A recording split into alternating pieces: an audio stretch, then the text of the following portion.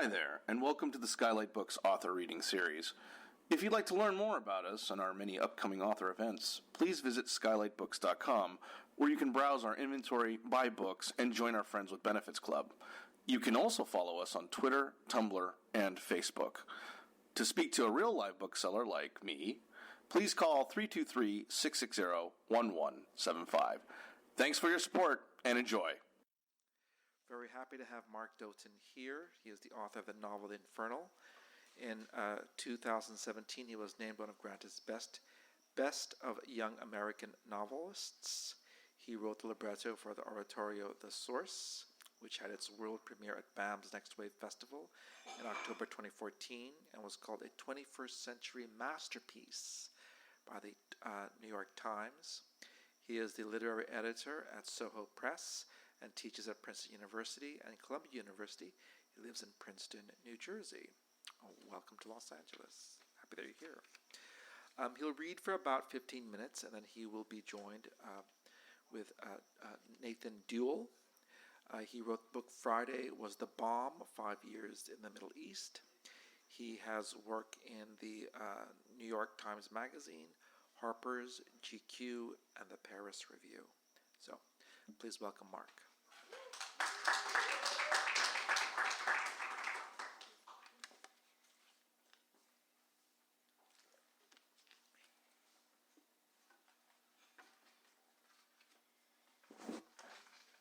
Thank you, Noel, for that introduction.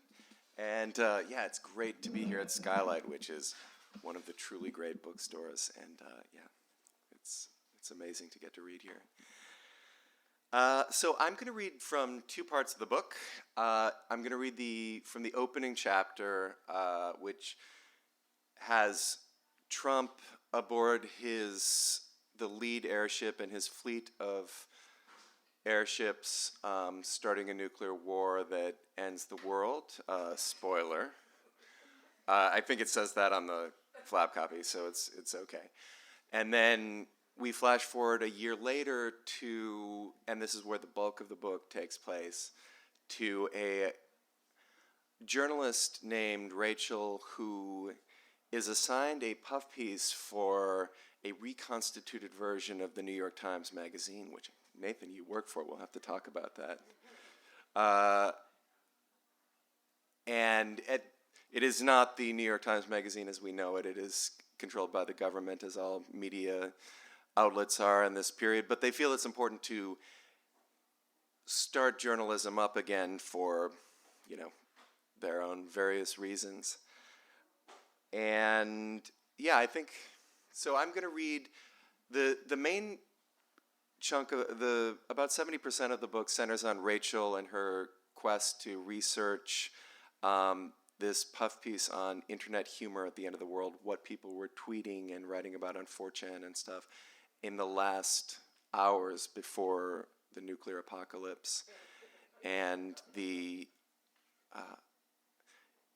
the question the book asks us, what would that be like? And my answer is it would be probably exactly like what Twitter is like right now. Just people doing their best to make snarky little jokes and comments. And I think that was proved recently it was in November, December in New York City. There was a gigantic transformer explosion that turned the entire night sky this vivid, strange blue. And yeah, people just made a bunch of jokes about aliens landing and nuclear attacks and the end of the world, and they got a bunch of retweets for the funnier ones and stuff. And I was happy to see that. So I'm going to go ahead and read.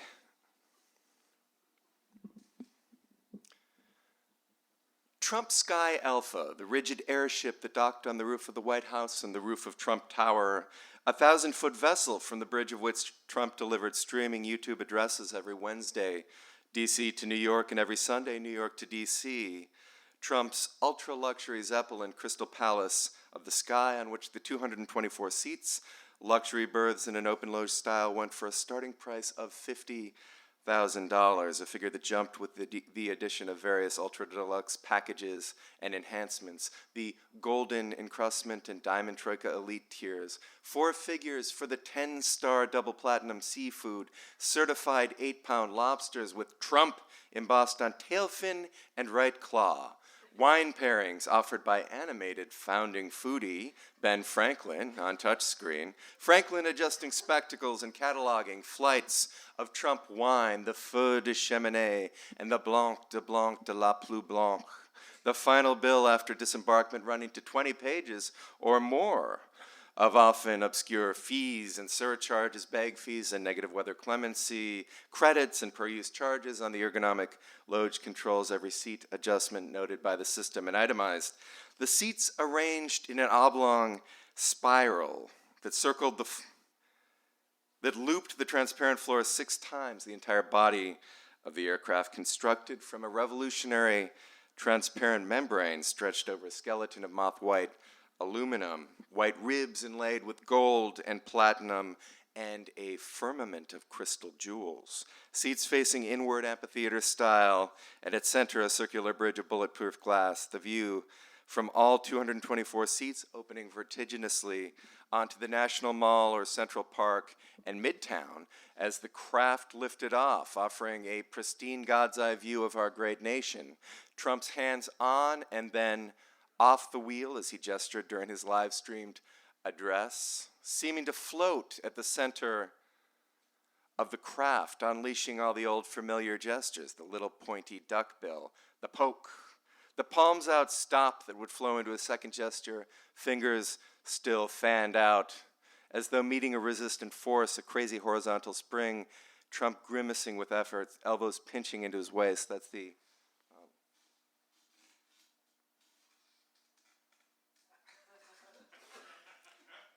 That's for the podcast listeners, that's not going to be very good. But I just did that gesture. And people liked it.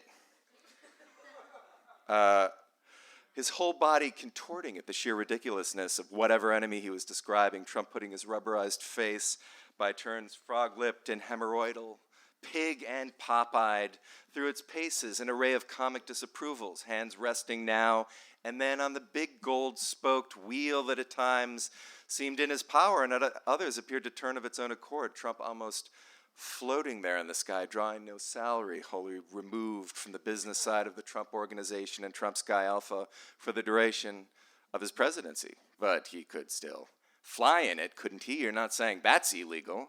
The whole bridge rotating behind its circular glass wall, 360-degree rotations every 4 minutes, Trump turning and turning as Trump Sky Alpha twice a week made stately progress between New York and D.C., rerouting itself without notice every month or so, a mid-flight impromptu change to Mar-a-Lago. You couldn't let them know in advance, alert them to your plans. The aircraft warping the clouds and sky behind, sailing for Florida or New York or Washington, D.C., above it a massive American flag with Trump's face superimposed, squinting and grinning. The flag itself, LED-enabled fabric mirroring Trump's expression via real-time video capture, the highways and port cities of the eastern seaboard spread out below, cars pulling over, families stepping out of vehicles to take in the aircraft, the people of America pointing up, saying things like, "Wow," and "Look, Dad," kids and parents and grandparents, these gathered generations, thanking him right there for his extraordinary, truly unprecedented achievements in the White House. More done in these months than in all the decades of all the other guys before. So it was 10 out of 10, A+, that they'd have to be giving him as a grade. Trump not only loved, but widely and almost universally beloved, the most beloved president in history, just as the Americans below were the best Americans, the most beautiful, saluted or whooping and hollering or standing looking skyward in stunned and adoring silence, Trump rotating and raising a fist, his voice filling the craft, Trump interrupting his own extemporaneous thoughts on the events of the past week to point or wink at a chair that had moved to the front while several co-pilots and a whole team of staffers and security personnel and military folk worked in a concealed bay in the aft, a white opaque bay that was markedly empty tonight. No co-pilot, no staff, no passengers. Trump Sky Alpha tearing itself free of the moorings of the White House roof, shocking the military and Secret Service and the White House staffers who milled about on the ground. Even Trump's private security caught flat-footed. Staffers and military and members of the deep state who had told the president again and again, all day long, that under the extraordinary circumstances unfolding around the world, the nuclear attacks, the hundreds or thousands of ongoing conflicts, the millions or perhaps tens of millions or more already dead, Trump would absolutely not be permitted to fly Trump Sky Alpha. Mr. President, we can get you into a bunker with full communication equipment, and you can give your address there. You just can't do it in a goddamn plastic blimp at the start of World War III. And that's the first sentence of the book.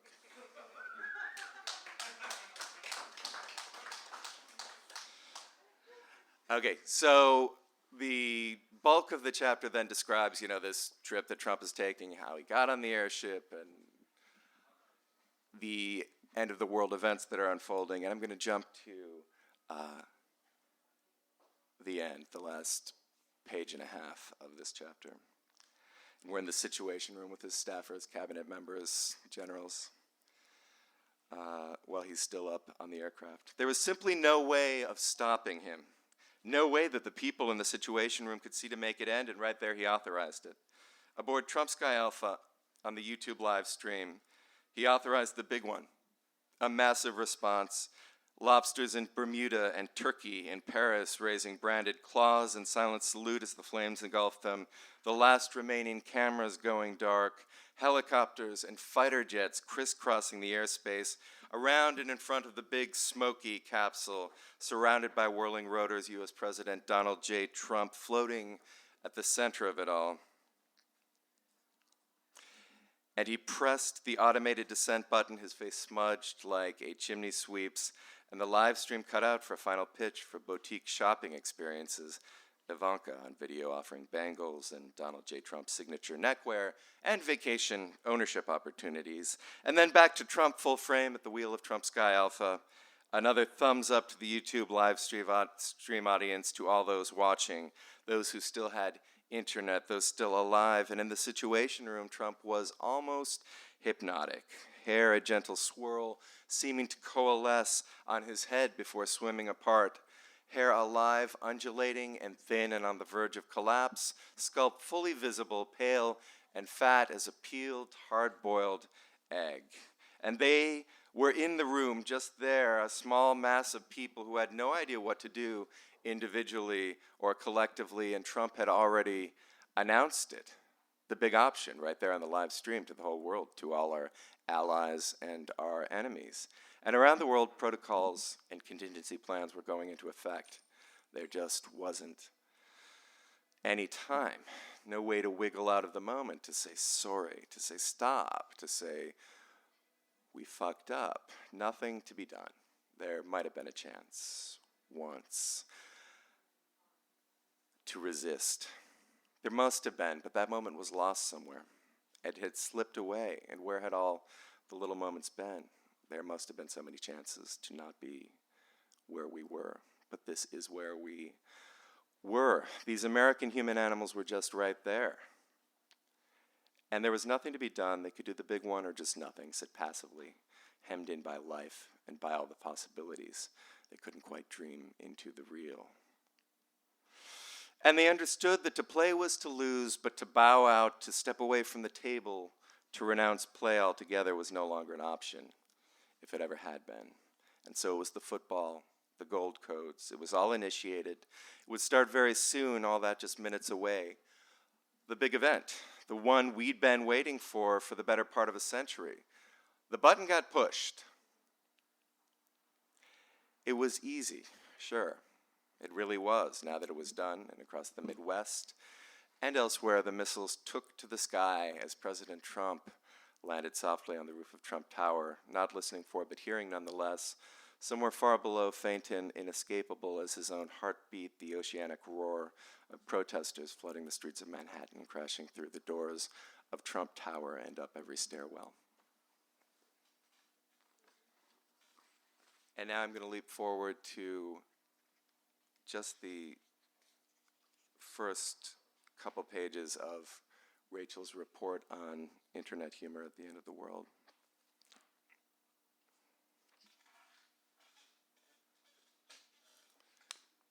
Grab a little water. Remember when Trump drank water? That was funny, right? I hope did I drink it in a normal looking way? If there's a video of that, would that look weird the way I drank that water? Yeah, when Trump drank water, what a moment. The jokes at the end of the world do not have time to coalesce to gain the full approval of the internet, of the parts of the internet to which and through which such jokes normally would be spoken. Ratio alert. GIF. Terrible girl hits bathroom bug with shovel. T2 clip of blasted skeleton clinging to chain link fence. Whispering to date during the apocalypse when the apocalypse first appears. That's the apocalypse.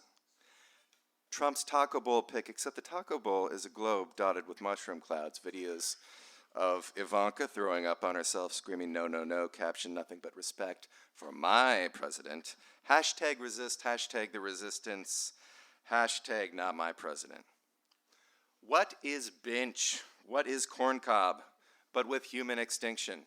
Hashtag Blimpgazi, Trump's airship, Trump's Sky Alpha. The obvious jokes about the palace in the sky sprouting nukes, bags of money as ballast. The truth of it outstripping the jokes, as had always been the case with Trump. Lame old cartoons of Trump's Sky Alpha crashing into Lady Liberty, crashing into Mount Rushmore, etc., recirculating Der Spiegel's cover from November 2016, Das Ende der Welt. Trump's head is a huge meteor hurtling toward Earth. People live tweeting his live streamed address. It doesn't make sense. It doesn't all quite make sense, but people go for the jokes anyway. Hashtag, has Trump landed yet? Feels good, man. The internet is dying, blinking out. The internet's record of its own destruction and that of the greater part of human life and civilization is given in part through jokes. Many of them familiar, they're often modified, mutating. People are making apocalypse jokes like there's no tomorrow, for instance, is an old joke already available in multiple image macros. The lame pun coon in blue color wheel, the bad joke eel jutting from the ocean floor, jaw tensed, vacant pushpin eyes, clocking your reaction, standard bold impact font, white letters in black outline. That joke is one of many that proliferate on 128. Long dormant memes alive again for one last night, faces of Keanu and Exhibit, woke AF at the Buffalo Wild Wings, flowing into other memes, the available prefab containers, Trollface, Nyan Cat, Crying Jordan, countless iterations of Pepe, people bringing back the old things, the old dead memes. It became a kind of contest, a curtain call, a last chance at everything that had passed us by, an activation of knowledge of all internet traditions. The all internet traditions meme itself dating to a comment on a 2008 post on the left political blog Lawyers, Guns, and Money about the apocryphal Michelle Obama Whitey tape. Hashtag curtain call, hashtag all internet traditions. Or it was, as others said, a glitch in the matrix. Everything released all at once. A collapse of history, of chronology. The system vomiting itself forth before it expired. In any case, passing on jokes, ringing the last changes on a bad joke, is how many spend their final hours. And there is a gentleness to so much of it, even amid the horror. Familiar, comforting, buffering the experience, slotting it into the known. And I'm going to stop there. Thank you.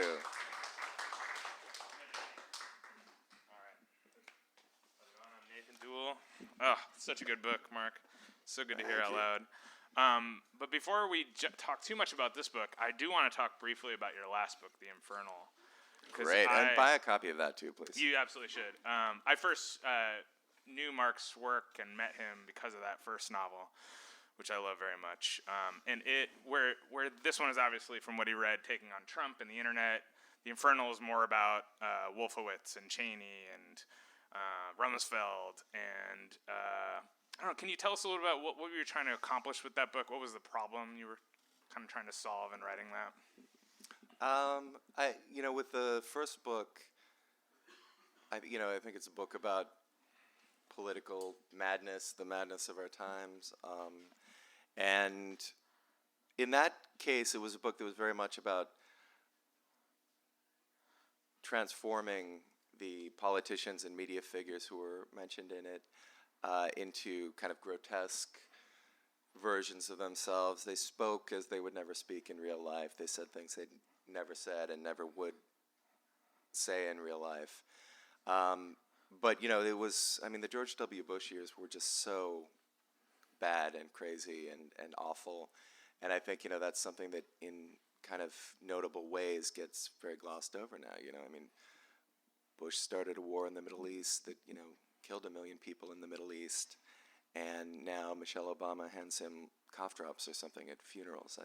I don't know quite what it is, but, the rehabilitation of George W. Bush is an extraordinary thing and ongoing and interesting. So that book was sort of about,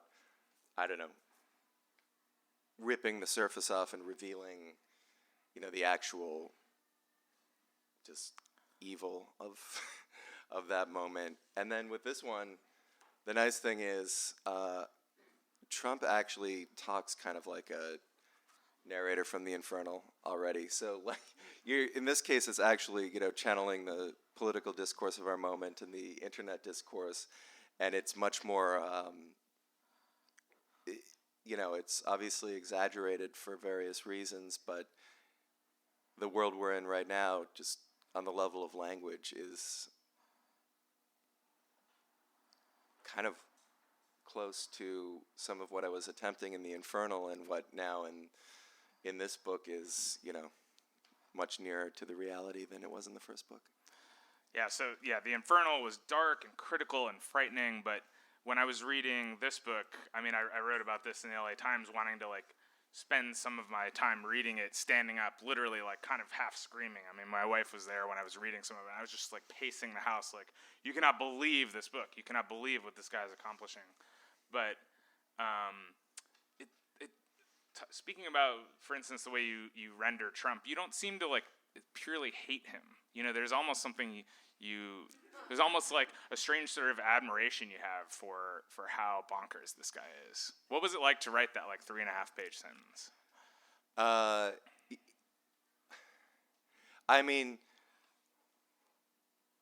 To say that I don't hate Trump may be possibly a misstatement of facts, but I will say, he's an interesting character to write just from a voice perspective, and we didn't.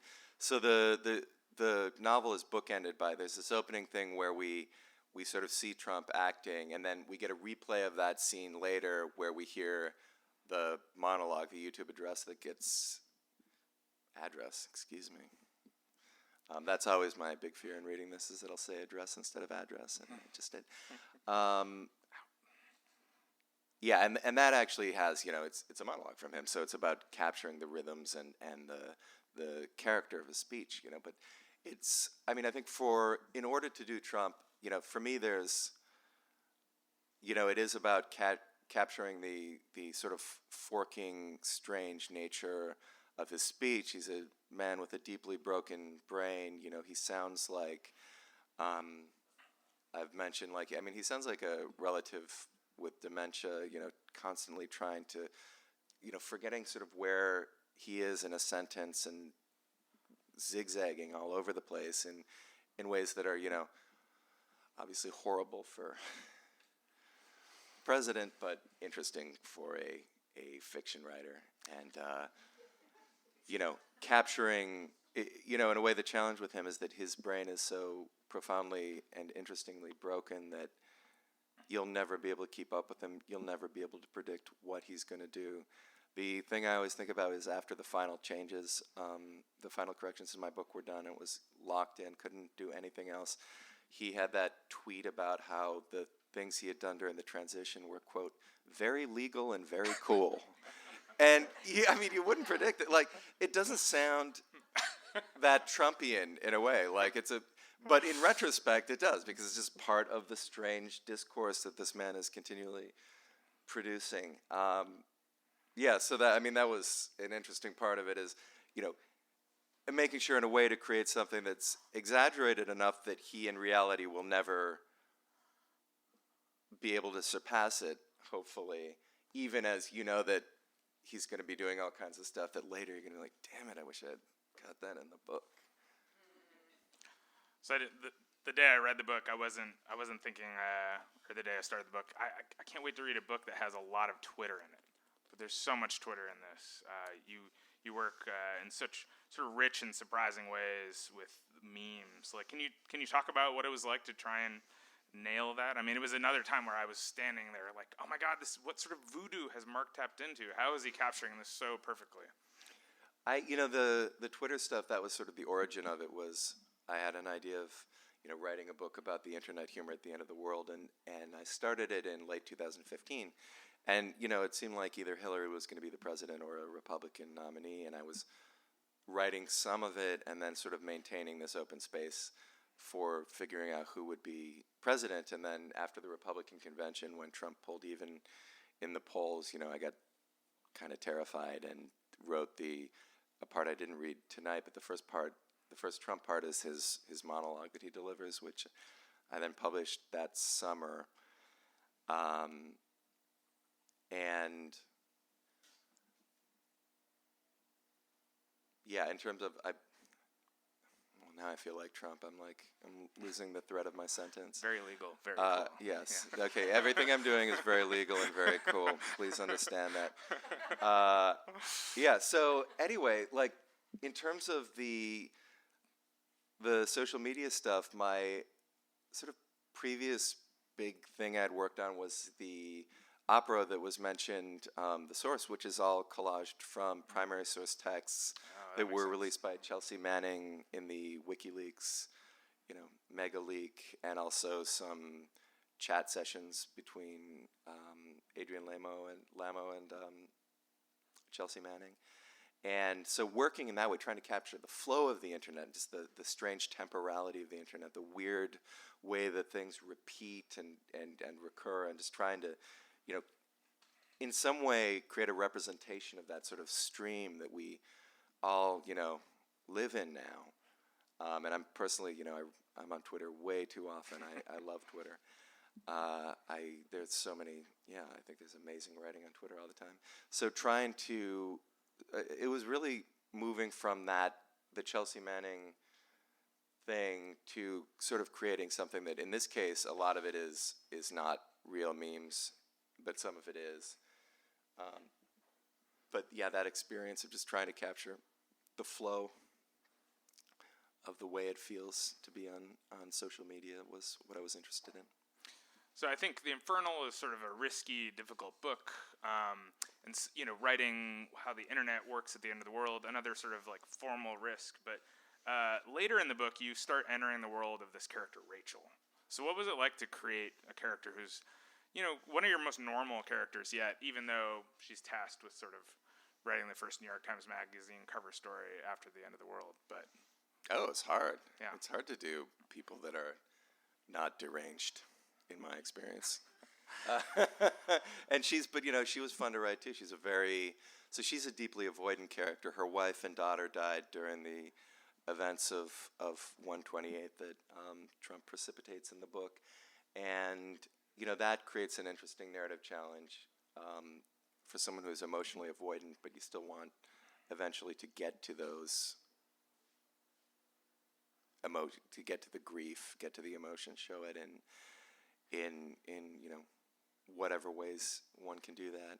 And also, she's very much, I'm a huge fan of Didion's 3 political novels, Book of Common Prayer, Democracy, and The Last Thing He Wanted.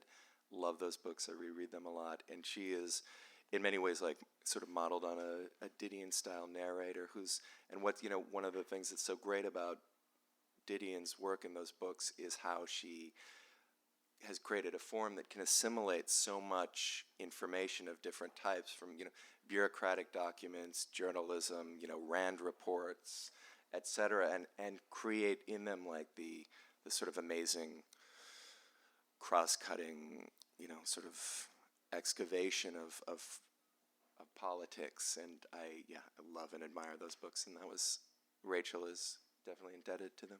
Oh yeah, that helps me understand how Rachel feels so real, as you were using her to sort of work through some political ideas. So I mean, you inhabit that Trump voice, you inhabit the Twitter voice, you inhabit Rachel, but another voice that I was really impressed by, it's a great book, you all really have to read it, is The Aviary, and this sort of like mysterious man that may or may not be behind the end of the world, that has written a book that is inside your book, which is a wonderfully delicious thing to think about. Where did some of that fairly sophisticated thinking about the internet and how it began and how it changes, where did all that come from for you? For me, so there's a wonderful book called Protocol by James Galloway, which I highly recommend, which thinks about the deeper structures of the internet and how, the internet, we sort of, in the 90s, there was a sort of viewpoint on the internet, which, you'd see in Wired and other kind of evangelical places for the internet. There was this, space of freedom, and there's a famous Declaration of Independence of the Internet by John Perry Barlow, who just passed away recently, that it has this, it's an amazing piece, everyone should read it, it's just a couple of pages long, but it's this sort of ecstatic language about, governments, we are the people of the future, you have no place here, we are, etc. Like, we are a place of no place, I'm not getting the quotes verbatim, but it has this sort of, amazing point of view on the internet being this place of total freedom beyond government control and, beyond sort of traditional ideologies. And what we have seen, of course, in the last decade particularly, but is, the internet is a space of bullying and hatred and huge pile-ons. We have, the events in New Zealand, which were so terrible and, involved the internet in profound ways, and like the toxic, and, this is not, I love the internet, or at least I, am on it, on social media quite a bit, but we're all very aware now of this sort of dark and toxic side of the internet, and the way in which on Twitter, in particular, though, other sites as well, that ethos, that 90s ethos enables, the fact that Twitter just, won't ban Nazis and won't ban people who, do these big pile-ons in really brutal ways emerges from that sort of technocratic, hippie, libertarian culture that fostered the internet. So maybe just a final question, and then we'll open it up. So this is the sort of town, Mark, where you say you're a writer and people assume you're writing not books, but like TV and movies and stuff. And, I wonder if you could just talk about, your work at Soho Press or with this book. Like, what do you think books are able to accomplish anymore? Like, how do you feel as a writer of them, a publisher of them, at a time when TV and movies are such a big deal? Oh, well, the novel is still like the greatest form in a lot of ways. I probably spend more time watching television on Netflix than I do reading books. I'm not sure if that's true. It's setting aside my work reading as an editor. But, the novel is this great form that can take in so many different types of forms. The sort of stuff I was talking about with Didion. But, you think of how just amazing and capacious, great novels can be. Think of the number of different voices and forms contained within Moby Dick or Don Quixote. And it continues to be that, and it can continue to assimilate, our culture now. The reason Cat Person, that short story, became such a phenomenon is because it was able to integrate in a way that, and I quite admire that story, elements of, just communication now, the way that, texting and relationships work in a way that felt, really kind of new and exciting. So, the novel endures, and it will always, I think, as long as, always, at least another 50 years, Awesome. Thanks, Mark. Thank you. All right, so you people, what do you think? Got any questions for the man? I can't say enough about this new book. Yeah, go ahead.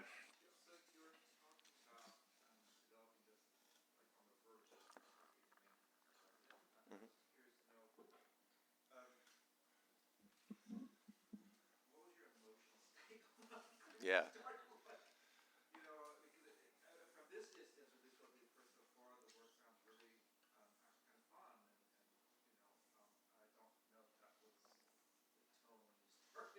Yeah. Extreme crushing distress.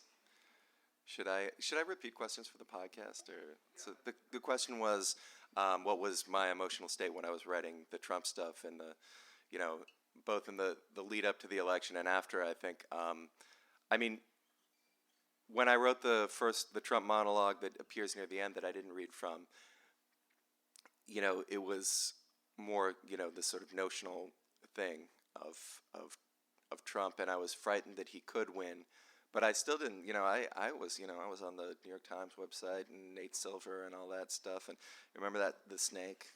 Remember that snake on the New York Times website? The you know what I'm talking about? That blue snake that it would show how many states ahead Hillary was and how she was totally, just going to clean up in the Electoral College, and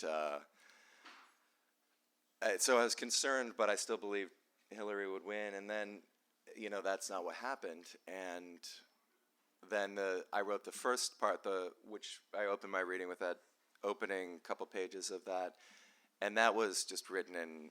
I mean, I think like a lot of people, very upset and devastated by the election results, and it was in pretty rough shape for that month. And so, I mean, it was this kind of, for me, that was, I don't normally think of writing as any type of therapeutic thing, but, channeling everything into that just gave me some sense of just my being able to use that sort of rage and helplessness and anger and fear and stuff and put it all into a container of fiction.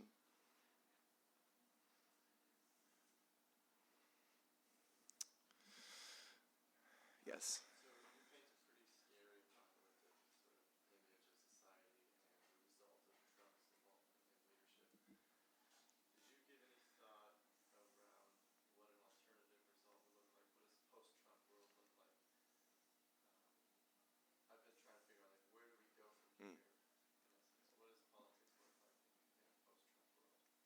Yeah. So the question is, did I give any thought to what politics would look like in a post-Trump world, presumably if there's not this apocalyptic event? Yeah, I mean, I think that's a really interesting question. I think, the right wing I don't think there'll be a huge correction on the right that will bring people back to some more, normal politics, which, normal was, of course, already very bad. As I mentioned, there was that war that killed 1 million people in the Middle East during the normaler times. Yeah, I mean, I think we're going to be in a situation where there just has to be a left politics that engages and excites people and also takes the kind of risks that Republicans do. I mean, people talk about abolishing the Electoral College and packing the courts, and I'm like, yeah, I mean, whatever it takes. Mitch McConnell had no problem denying Obama a Supreme Court seat, and Democrats tend to be much more reasonable about such things, and they should not be. Another question. I feel like I told someone they had to ask a question. Was it? Okay, I told you. I got another one for you. What are you working on next? And maybe a corollary. Maybe describe some of your influences. You were trying to explain the book to a colleague. She's like, "Oh, like that Pynchon guy." And I've always thought you as slightly Coover-esque, but maybe you could talk about writers you admire and inspire you, and then what are you trying to do next? Okay. Next, I'm going to do a story collection, and then I have another novel, also post-apocalyptic. That'll be my last post-apocalyptic novel. I don't believe you. But it's something I've been working. That was actually the first novel I was writing, and each of the two novels I published then intervened and took over because the initial novel is very difficult to figure out. It jumps in time 1,000 years and then another 1,000 years, and I haven't really figured out what the third section, 2,000 years in the future, it should be like. So I think that's why I keep pushing that aside. In terms of influences, I mean, this book has, I've always been an admirer of, always been an admirer is not quite the right term. When I was a kid, we watched, and my sister Becca's here, she can attest to this, watched a ton of James Bond movies. So, I've always been, and I love the Mission Impossible franchise now, so I've always been drawn to the evil character who delivers the monologue. And I'm also a huge fan of writing that has that sort of monologic quality. Beckett, Dostoevsky's Underground Man, particularly the Austrian writer Thomas Bernhardt. And so I think the section that you alluded to, narrated by Bird Crash, this sort of evil figure, is definitely influenced both by those type of pop culture entertainments with that sort of evil monologue, but also by these novels that work in that sort of style of the mad monologue, the sort of spiraling thoughts that the narrator just keeps looping around on, these sort of recursive monologues. And the Bernhardt's, one of his early great novels is called Gargoyles, and it's a fascinating one because it opens with the first half is a conventional narrative, and then this boy and his father, a doctor, meet this I think prince who lives in a castle, and I think Prince, and then the second half of the book is just that guy talking, and it's amazing, and it's kind of a thrilling shift, and I love those shifts and the ability to bring in those very disparate textures. Awesome. Can't wait. Oh, yeah. Oh, wow. Now we got a couple. So, yeah, and then you. Rumsfeld, Twitter, Trump, you're taking on these very topical things, very like of the moment things. And you always hear people saying like, you can't satirize Trump. Like he's almost like, it's like Saturday Night Live kind of can't get it because it's almost like it's all so absurd and funny in the moment anyway. It's hard to take it to the next level almost. Yeah. You even said you worried after the book closed. You're like, another thing happened. I wish I could have put that in there. And does that worry you to take on something so topical and worry that the reality will surpass the thing that you're creating? Well, I mean, the nice thing is that if reality surpasses the thing I created, so the question is, do I worry, like just on Trump on satire, sort of the failures of SNL to adequately satirize Trump, and do I worry about Trump surpassing the book? And, I'll be dead if Trump surpasses the book, because there'll be a global nuclear war. But I mean, I did deliberately exaggerate, have things like this fleet of Zeppelins, which is, kind of an extreme expansion of the, Trump Hotel, the emolument stuff. The Trump DC Hotel was a focus of a great deal of writing. David Fairnhold at the Washington Post in particular, in the transitional period. And so I wanted to create things that were so far beyond it that reality would not be able to outstrip it. Mm-hmm. So far. How are we doing on time? Yeah, in the back. Last one? What? Oh, yeah. Or two quick ones. Mm-hmm. Yes, I do. And so the question is writing process. And so I work as a book editor during the day. And this book was almost entirely written between the hours of 10 p.m. and 2 a.m. After my partner went to sleep. And I think that qualities of it being a night book are, I think it would be a very different book if I didn't have a day job and I had written it during the day. And that's it. So was there a last question here? Yeah. Yes. What advice would you give to someone who's looking to get into writing? Oh, I mean, just, I mean, I think the best thing you can do is to read really deeply into, like, find the authors you love and read their entire work. Like, read all of Melville, read all of Didion, read all of Thomas Bernhardt, or those were things I've done. For instance. But, for you, it would be a different, probably, constellation of authors, but you actually do those three. And, yeah, I mean, I think that's the most important thing, apart from having a daily writing practice, even if it's only a half hour. It's that systematic reading of interesting and challenging and amazing authors. So, yeah. Yes. So what if Trump supporters read this book? Ooh, I hope they do. And they just have that mob mentality. Ooh, that'd be so great. So the question is, what if Trump supporters read this and there's a mob mentality and everyone yells at me on Twitter and says mean things and stuff? Oh, God, I hope so. I mean, that has not happened yet. And, of course, the dream, which will never happen because, Trump is functionally illiterate, is that, he would tweet about the book. But, but like my biggest, vision board aspiration is that Donald Trump Jr. tweets about it, since I think that's, that's the biggest one I could imagine actually doing it. But, yeah, I mean, obviously it's not fun. It's not fun to be at the center of an online pylon, and I'm sure it would be psychologically quite taxing, and I would be very unhappy when it was happening. Yeah, I think there's at least one person in the audience who's experienced this, right, Connor? Yeah, I mean, I am from the Midwest. I like everyone to like me, and it would be difficult, but it would be good for the book. Yeah, I mean, it would be great. So let's make that happen. Everyone set up a fake conservative account and start saying mean things to me, please. and tag, Trump administration people and Fox News people and stuff in it, so they also get into it. Yeah.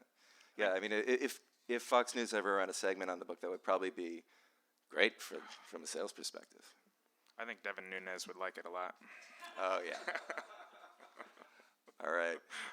Well, thank you so much for coming out, and thanks to Skylight. This is so cool. And, You've been listening to the Skylight Books author reading series. Don't forget, you can listen to this and all of our other great podcasts at skylightbooks.com. Thanks again for stopping by, and we hope to see you soon.